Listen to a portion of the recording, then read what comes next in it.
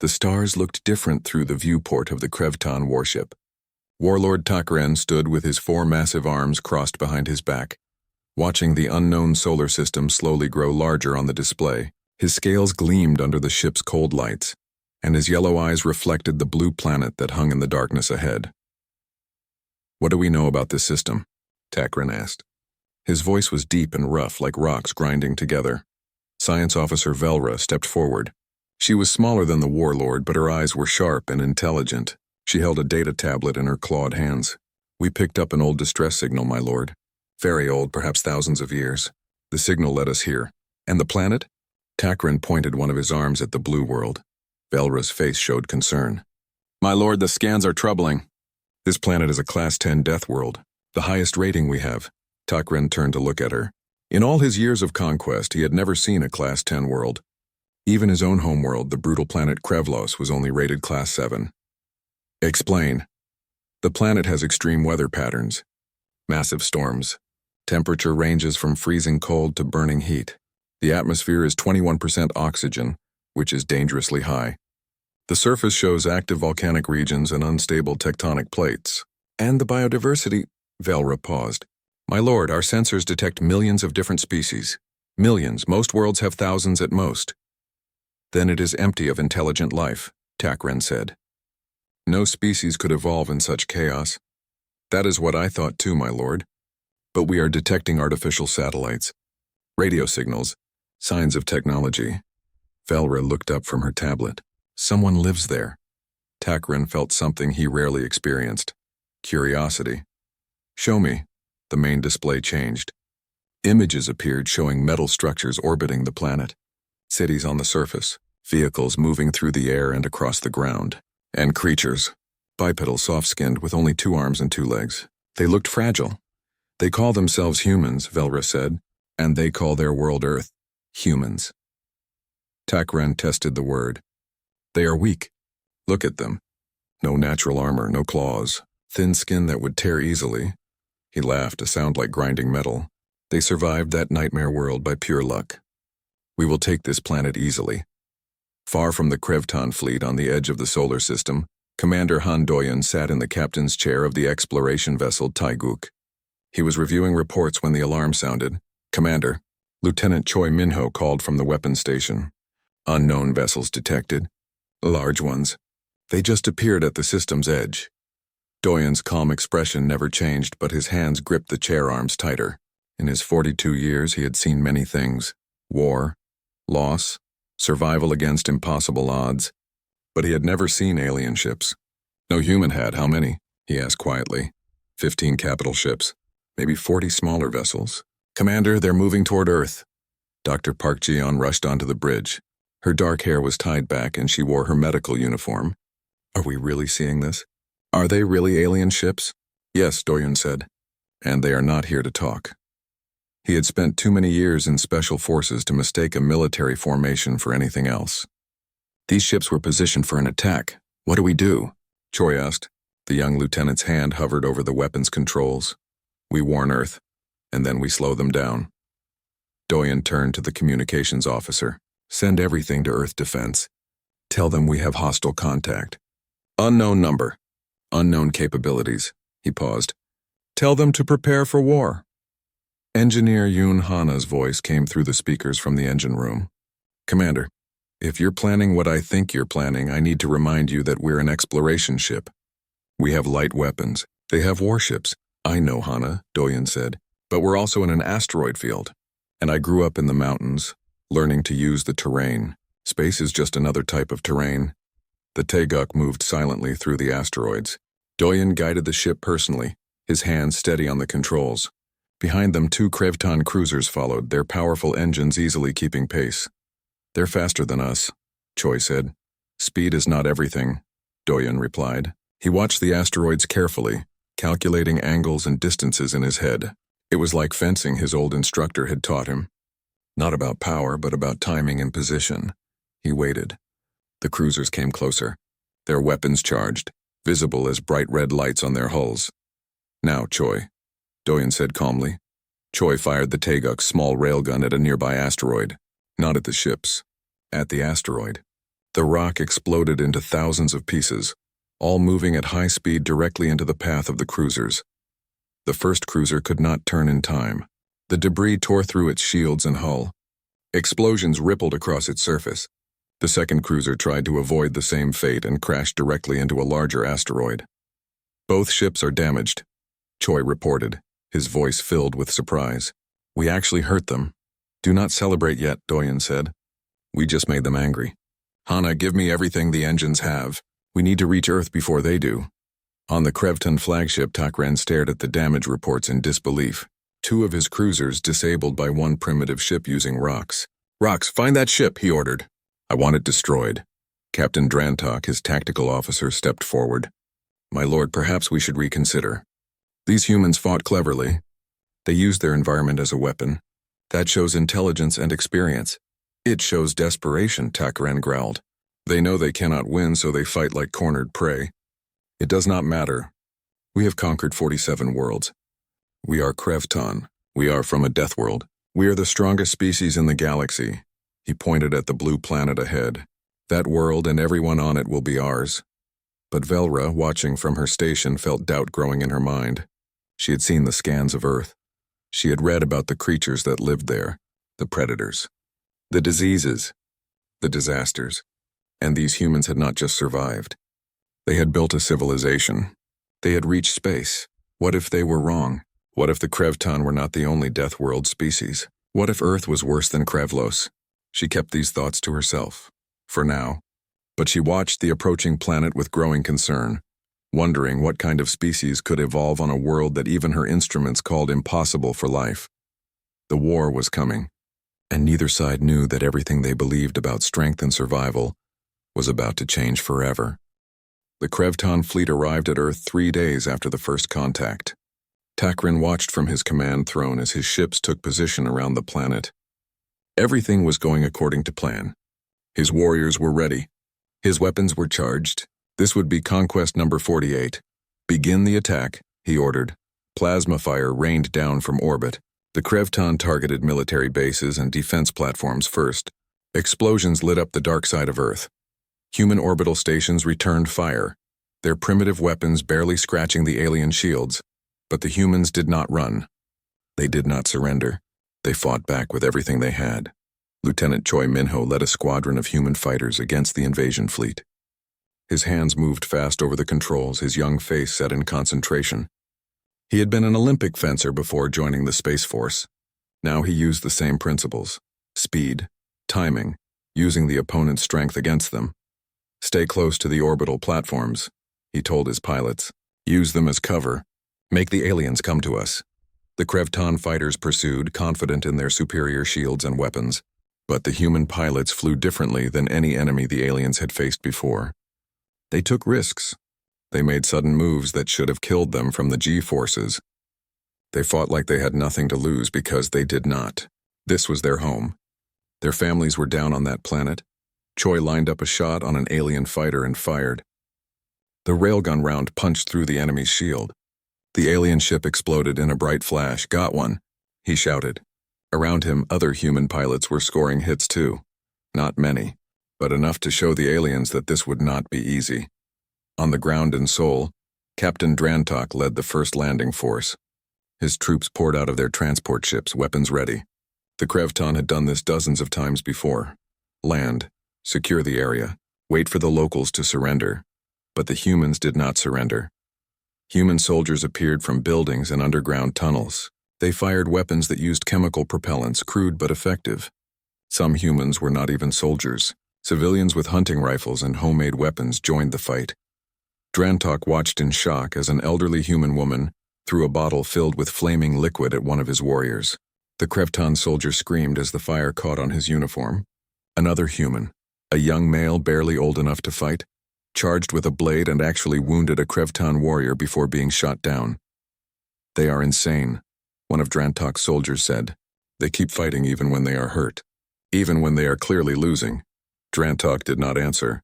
He was too busy trying to understand what he was seeing. The humans were fragile. A single plasma shot could kill them, but they just kept coming, kept fighting, with a determination he had never seen before. On the Krevton flagship, Science officer Velra worked in her laboratory. She had captured 3 human soldiers during the battle. All 3 were wounded. One had a broken arm. Another had burns across his chest. The third had been shot in the leg. By Krevton standards, all 3 should be dead or unconscious from shock. Instead, they were awake and alert. The one with the broken arm had even tried to attack her guards. Fascinating, Velra whispered. She ran her medical scanners over the humans, reading their biology. What she found disturbed her. Humans had redundant systems. 2 kidneys when one would do. Multiple chambers in their hearts. Backup blood vessels. Their bodies could function even when badly damaged.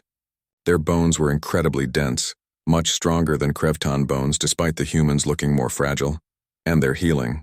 Velra watched as the burned soldiers' wounds began to close on their own. Slowly but visibly, Krevton needed medical treatment for such injuries. Humans just healed automatically. She ran more tests. Temperature tolerance. The humans could survive cold that would freeze a Krevton solid. Heat that would cook their blood. Toxic exposure. Low oxygen, high oxygen. The humans just kept living through conditions that should kill them. How? She asked one of the human prisoners. How do you survive such extremes? The human, a young female soldier, smiled through her pain.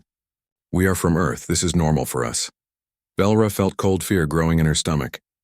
She pulled up the data on Earth again, looked at it with new eyes. The extreme weather, the countless predators, the diseases, the disasters. Humans had not survived Earth despite all that. They had survived because of all that. Earth had made them strong. 3 days into the invasion, Takaran received a report that made him roar with anger. A Krevton battalion had tried to set up a base in a region the humans called the Amazon. Within 72 hours, half the battalion was dead or dying. How? Takaran demanded. Were they attacked? No, my lord, the officer reported. The planet itself killed them. Insects that carried diseases, plants that were toxic to touch, parasites in the water, small predators that attacked at night, and the heat and humidity destroyed our equipment. The humans who live in that region, the officer continued, they walk through all of this every day. They told our soldiers it was just a normal forest. Takaran dismissed the officer and stood alone in his command room. For the first time in his long military career, he felt doubt. The conquest was not going as planned. The humans were supposed to be weak. Instead, they were fighting like creatures born for war. Velra entered the room without being summoned. That alone showed how serious the situation was. My lord, I need to share my findings about the humans. Tell me, Takaran said. Velra activated a holographic display. We were wrong about Earth. Yes, it is a Class 10 death world, but not in the way we thought. Krevlos is a harsh world, high gravity, toxic atmosphere, but it is stable. The dangers are constant and predictable. She changed the display to show Earth's data. Earth is chaos. The weather changes constantly. Temperatures swing wildly. There are millions of different species all competing for survival. Countless diseases, predators everywhere, natural disasters that strike without warning. And somehow these humans not only survived all of that, they became the dominant species. What are you saying? Takaran asked, though he already knew the answer. I am saying that Earth is not just a death world. It is the death world. And humans are not weak survivors who got lucky. They are the product of millions of years of the most brutal natural selection in the known galaxy. They are stronger than us, more adaptable than us, more resilient than us. Velra looked directly at the warlord. My lord, we are not the apex species. They are. Takaran stared at the image of Earth, the blue planet that looked so beautiful and peaceful from space, the planet that was actually a nightmare world that made Krevlos seem gentle by comparison. Then we cannot win, he asked quietly. Not by conquest, Velra said. Not by force. Every day we stay here, we lose more warriors. Not just to human weapons, but to Earth itself. This planet is killing us. Takaran looked at his 4 hands, hands that had won 47 wars, hands that had made the Krevton Empire feared across the galaxy. Now those hands felt weak. Continue the invasion, he said finally, but carefully, very carefully. I need time to think. Velra bowed and left. But as she walked back to her laboratory, she made a decision. If Takaran would not listen to reason, she would have to find another way. Perhaps the humans would be more willing to talk. After all, if her data was correct, humanity was about to become the most powerful species in the galaxy. Better to be their friend than their enemy. Commander Han Doyun sat across from Captain Drantok in a small room aboard the Teguk. The Krevton captain was a prisoner now, captured 3 days ago during a skirmish near Mars. His 4 arms were bound, and 2 guards stood at the door. But Doyun had not brought him here for interrogation. "Why am I here, human?" Drantok asked. His voice was tired. The battle had been hard for both sides. "To learn," Doyun said. He activated a screen on the wall. "Your people think you are strong because you come from a harsh world. You think we are weak because we look fragile. But you do not understand Earth, you do not understand humans." Images appeared on the screen, ancient ice covering the planet. 20,000 years ago, Earth was frozen. Humans survived by learning to make fire, to build shelters, to work together. Many of us died, but some lived. More images, diseases, plagues. Throughout our history, invisible enemies killed millions of us. We learned to fight diseases we could not even see. Our bodies adapted. Our medicine advanced. Wars, humans fighting humans. We fought each other for thousands of years. We learned every way to kill, every strategy, every tactic. Then we learned how to stop fighting and work together instead. Drantok watched in silence. He saw volcanoes destroying cities, earthquakes leveling buildings, storms that tore apart entire regions, and always humans rebuilding, always surviving. "Your people adapted to one harsh environment," Doyun said quietly. "My people adapted to thousands. Every climate, every threat. We did not have a choice. Earth forced us to become survivors." "I begin to understand," Drantok said. "But why show me this?" "Because you need to tell your warlord that this invasion cannot be won. Not by force. Too many will die on both sides." Doyun leaned forward. "But maybe we can find another way." In her laboratory, Dr. Park Ji-yeon studied samples of Krevton tissue. The results surprised her. The aliens were strong, yes. Their muscles were dense. Their bones were thick. But they were also fragile in ways that humans were not. She called engineer Yoon Hana to the lab. "Look at this," Ji-yeon said, pointing to her screen. "The Krevton have almost no immune system diversity. They evolved on a stable world with few diseases." "Meaning?" Hana asked, though she was already guessing the answer. "Meaning Earth bacteria and viruses are devastating to them, not as weapons, just by existing." Ji-yeon pulled up more data. "Remember that battalion in the Amazon? They died from common infections. Insect bites that would just itch for us gave them deadly fevers." Hana whistled low. "So every time they breathe our air, touch our soil, drink our water, they are in danger." "Exactly. And look at this." Ji-yeon showed another chart. "Humans regularly consume substances that are toxic to most species. Caffeine, chocolate, alcohol, spicy peppers. All of these would poison a Krevton. We drink poison for fun," Hana said with a slight smile. "That is very human of us." Ji-yeon did not smile. "It shows how different we are. Earth made us resistant to so many things, made us able to eat almost anything, made us adaptable. The Krevton are specialists. We are generalists. And in this war, that makes all the difference." Lieutenant Choi Min-ho was developing new tactics based on what they had learned. He gathered his best pilots in the briefing room. The Krevton fight in formations. Organized, predictable. They expect their enemies to do the same. Choi displayed a tactical map. "We will not.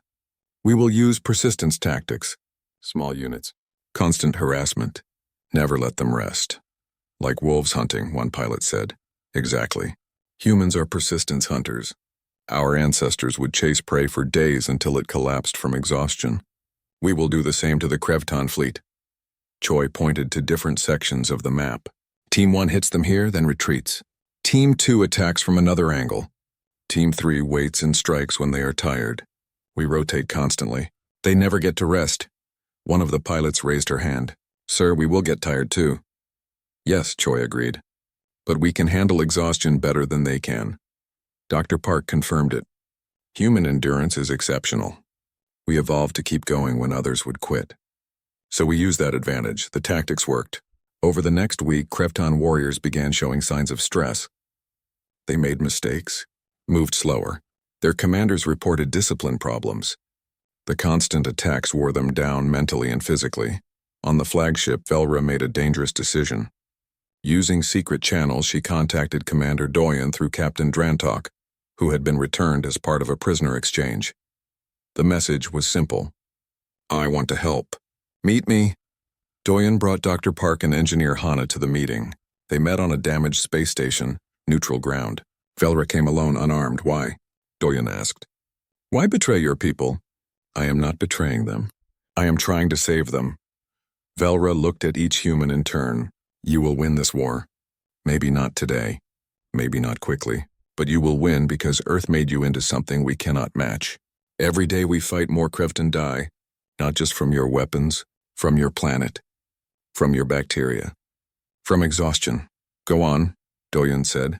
I have data on our fleet. Our weaknesses. Our supply lines. Velra pulled out a data chip. I give you this information. You use it to end the war quickly. Fewer deaths on both sides. Then perhaps we can talk peace. Dr. Park spoke up. What do you want in return? Asylum. And a promise that you will help my people understand what you truly are. Most of the galaxy thinks like we did. They think their homeworlds are harsh. They have no idea what a real death world is like. You are going to shock the entire galactic community when they learn about you. The galaxy? Hana asked. There are more species out there? 47 member species in the Galactic Council. Thousands of colonies. Millions of worlds. Velra smiled sadly. And humans are probably the most dangerous species any of them will ever meet. Not because you want to be, but because Earth made you that way. Doyen took the data chip. I need to verify this information, of course. But hurry, Takran is planning a major assault on your cities. He still believes he can win through sheer force. Thousands will die if he tries. Back on the Teguk, Doyen assembled his command staff. He explained what Velra had told them about the galaxy. About how unusual Earth was. About humanity's place in the larger universe, so we are the scary ones, Choi said. We are the monsters that everyone will fear. Maybe, Doyen said. Or maybe we are the ones who can protect others. Who can teach survival. Who can show that strength does not have to mean cruelty. He looked at his crew. We did not ask to be born on a death world. But we can choose what kind of people we become. What kind of species we want to be. Dr. Park nodded. First we end this war. Then we figure out how to live with the galaxy. Agreed, Doyen said. Hana, verify Velra's data. Choi, prepare your squadrons. We strike in 3 days. He looked at the image of Earth on the main screen. Time to show the Krevton what humans can really do. The counteroffensive was about to begin, and the galaxy was about to learn that Earth's children were unlike anything they had ever seen before. The human counteroffensive began at dawn, Earth time. Commander Doyen stood on the bridge of the Taeguk, watching as dozens of human ships moved into position. Thanks to Velra's information, they knew exactly where to strike. All ships report ready, Lieutenant Choi said from the tactical station. His young face was set with determination. This was the moment they had been preparing for. Begin the operation, Doyen ordered. Engineer Yoon Hana had worked for 3 days straight modifying a captured Krevton supply ship. She had reprogrammed its systems, changed its identification codes, and filled it with human soldiers instead of supplies. Now that ship approached the Krevton flagship, transmitting the correct passwords that Velra had provided. The Krevton guards let it dock. Why would they not? It was one of their own ships with proper codes arriving on schedule. They had no reason to suspect anything, until the cargo doors opened and human Marines poured out. The fighting in the corridors was brutal. The Krevton had forearms and natural armor, but the humans were faster, more adaptable, and fought with a desperation born of defending their home. They used the ship's tight corridors to their advantage, where the larger aliens could not bring their numbers to bear. Doyen led the assault himself. He moved through the alien ship with the precision of his special forces training. Behind him, his Marines followed, covering each other, working as a perfect unit. Years of human warfare had taught them how to fight in close quarters. The Krevton had conquered other species, but those species had not spent thousands of years perfecting the art of killing. Outside the ship, Lieutenant Choi led the fighter attack. Human pilots flew in patterns the Krevton had never seen before. They pulled maneuvers that should have killed them from the G-forces. But human bodies could handle more stress than alien bodies. Human pilots could endure conditions that would make a Krevton pilot black out. Remember the plan, Choi called to his squadron. Hit the shield generators first. Make them vulnerable. The fighters dove at the massive flagship, weapons firing. Explosions bloomed across the alien vessel's hull. The Krevton return fire was fierce, but the human pilots were already moving, never staying in one place long enough to be hit. Inside the flagship, Doyen reached the command level. Ahead of him, a massive door marked the entrance to Takren's command chamber. 2 guards stood before it, each over 8 feet tall with plasma rifles. Doyen did not hesitate. He moved like water, like his old martial arts instructor had taught him. The first guard fired. Doyen was already rolling to the side. He came up inside the guard's reach and struck hard at a weak point in the alien's armor. The guard fell. The second guard tried to grab Doyen with 2 of his forearms, but Doyen was smaller, faster. He slipped past the grasping hands and delivered a precise strike that dropped the second guard as well. The door opened. Warlord Takren stood in his command chamber, all forearms holding weapons. His yellow eyes glowed with fury. "Human," he growled. "You dare enter my ship? Your invasion ends today," Doyen said calmly. He drew his blade, a simple combat knife compared to the warlord's advanced weapons. "You are alone. I have 4 arms, 4 weapons. I am from a death world. I have conquered 47 planets. What are you compared to me?" "I am from Earth," Doyen said. "And you are about to learn what that means." Takren attacked with all 4 weapons firing. Doyen moved like smoke, like shadow. The plasma bolts burned the air where he had been standing. He closed the distance, using his smaller size to stay inside the warlord's reach where the weapons were useless. They fought hand to hand.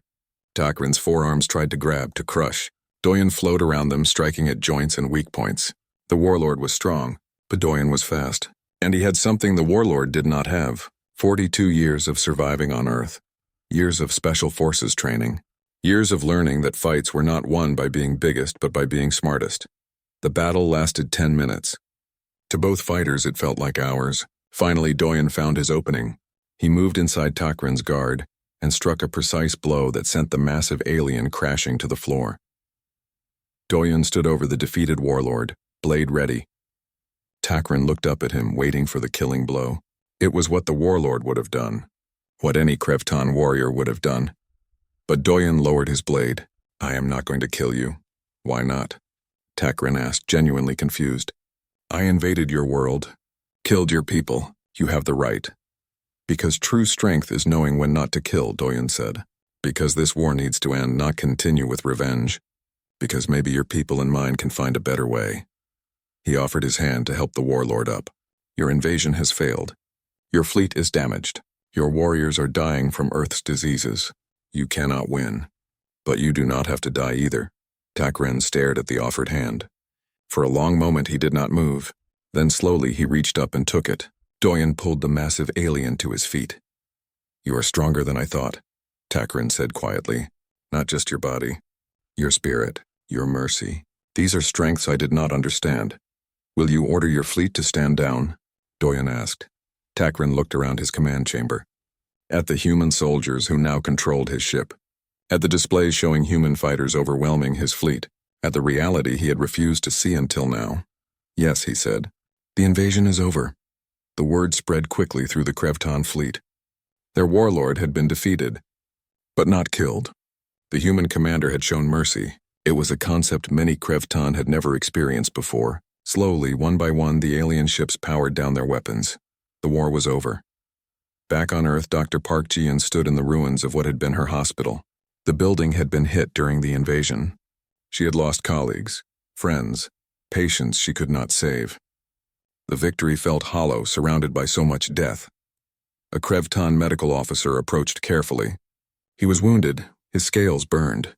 "Please," he said in broken English. "My soldiers. They are sick, dying. Can you help?" Ji-in looked at him.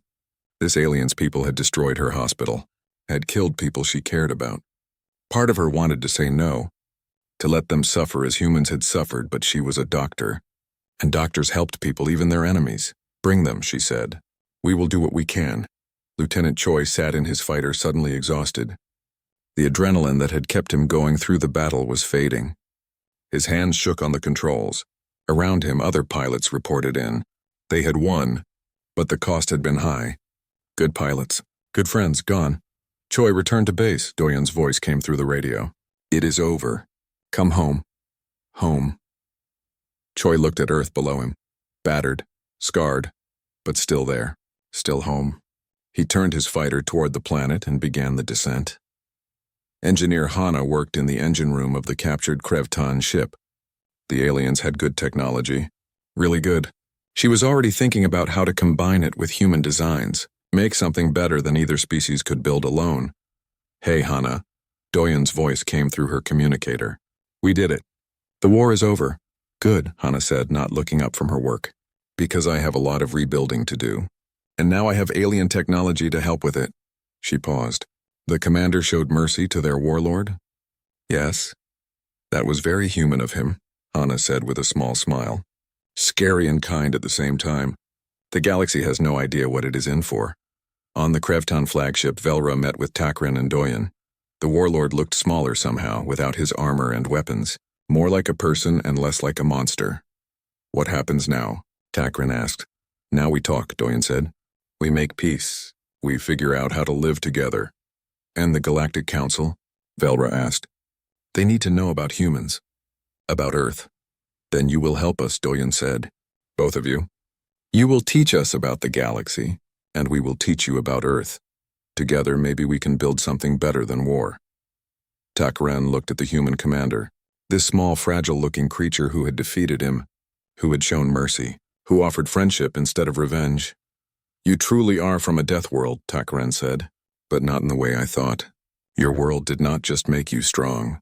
It made you adaptable, made you survivors, made you able to show mercy even to your enemies. These are strengths we Krevton never learned. Then perhaps, Doyen said, we can teach each other. You can learn from us. We can learn from you. And together we face whatever comes next. The war was over. But the real challenge was just beginning. Because now humanity had to find its place in a galaxy that had never met anyone quite like them before. 6 months after the war ended, Commander Han Do-yoon stood in the newly built Earth Embassy Station, watching ships arrive from across the galaxy. He was older now, with more gray in his hair. The war had aged all of them, but it had also given humanity something it never had before. A place among the stars. Still getting used to all this? Dr. Park Ji-yeon asked, joining him at the observation window. She carried a medical tablet, as always. Some habits never changed. Every day, Doyen admitted. 6 months ago, we did not even know aliens existed. Now we are part of a galactic community of 47 species. 48 now, Ji-yeon corrected. We officially joined last week. Though some species are still nervous about us. Can you blame them? Doyen asked.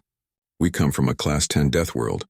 We defeated the Krevton Empire in less than 2 months. Most species in the galaxy evolved on peaceful garden worlds. To them, we must seem terrifying. We are terrifying, Ji-yeon said with a slight smile, but also kind. We treat their sick. We teach their soldiers.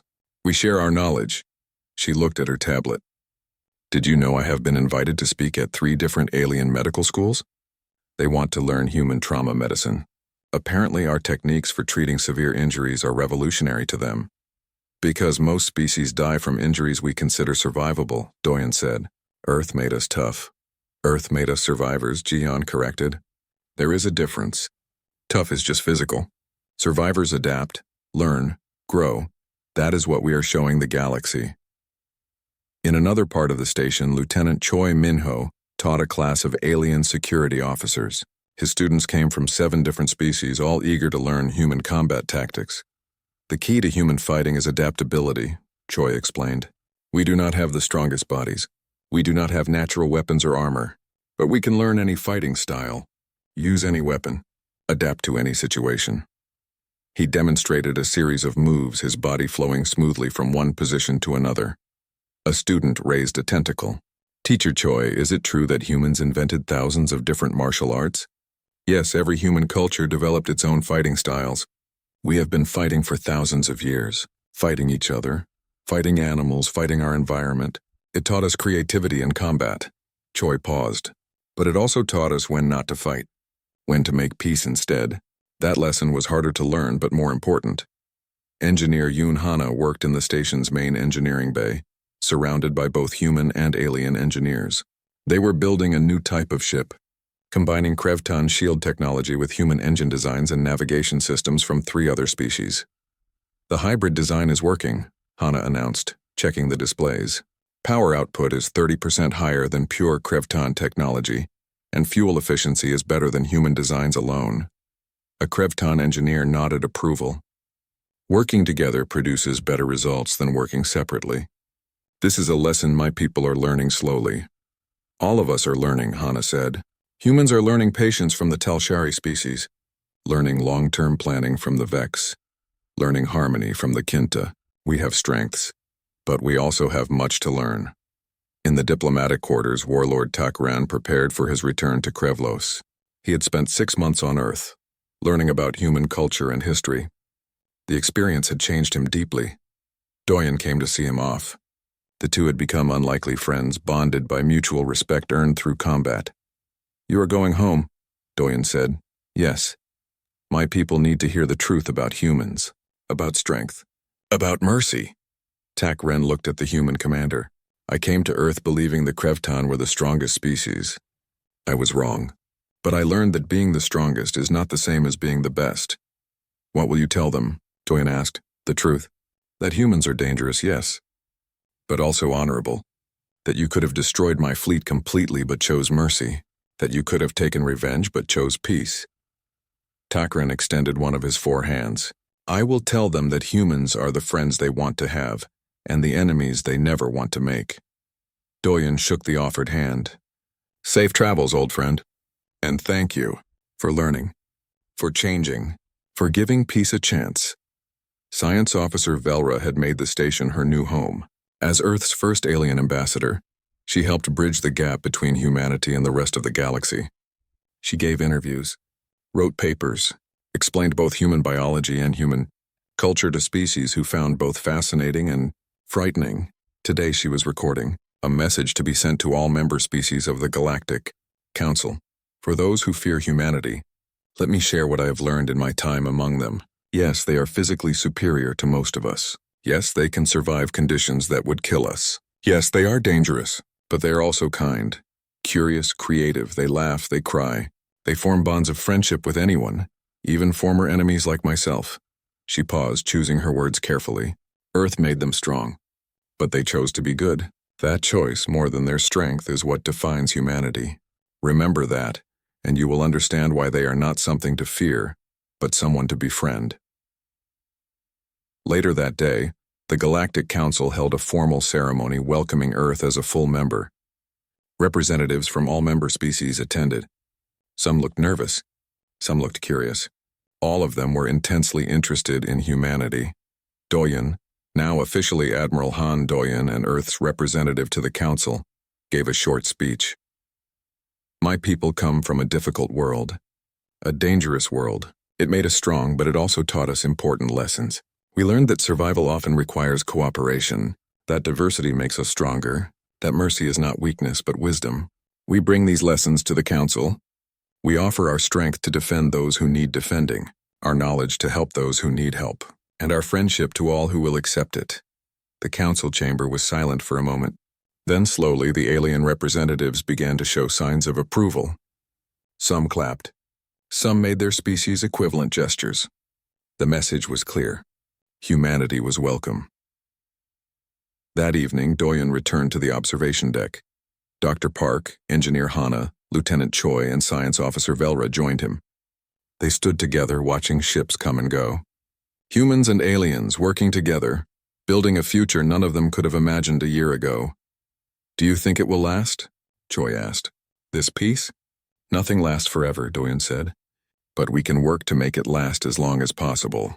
We can teach others what we learned. That strength without wisdom is just violence. That true power includes knowing when not to use it. The galaxy is going to change, Hana said. Humans will change it just by being part of it. Change is not always bad, Jion added. We bring new ideas, new perspectives, new possibilities. And new friends, Velra said, looking at each of them. I came to study humans as enemies. Instead, I found family. That is the real lesson of Earth. You survive together. You grow together. You become stronger together. They stood in comfortable silence, watching Earth turn slowly in the distance. The blue planet that had nearly been conquered. The death world that had produced humanity. The home that had made them what they were. We thought we were alone, Doyen said quietly. For so long we thought we were the only intelligent life. Now we know the truth. The galaxy is full of life, full of civilizations, full of possibilities. And they are learning about us, Joy said. Learning that Earth's children are survivors, fighters, but also friends. The Krevton believed they were the only Deathworlders, Hana said with a smile. They were very wrong. But we showed them that being from a Deathworld does not make you a monster, Jiyon added. It makes you a survivor, and survivors know the value of cooperation, of friendship, of peace. Felra looked at Earth, then at her human companions. Your planet made you strong, but you chose to be kind. That combination is unique in the galaxy. Powerful but compassionate. Dangerous but merciful. The galaxy has never seen anything like humanity before, and I think in time they will be grateful you are here. Doyen smiled, a real smile that reached his eyes. For the first time since the war began, he felt hope. Not just for survival, but for something better. A future where humans and aliens work together, where Earth's lessons could help others, where humanity's strength could be used to protect, not destroy. To the future, he said, raising an imaginary glass. To the future, the others echoed, and as they stood there, watching the ships move through space carrying people and cargo and ideas between worlds, they knew that humanity's greatest adventure was just beginning. They had believed they were the only Deathworlders. They had been wrong. But in learning the truth, both humans and Krevton had found something more valuable than dominance.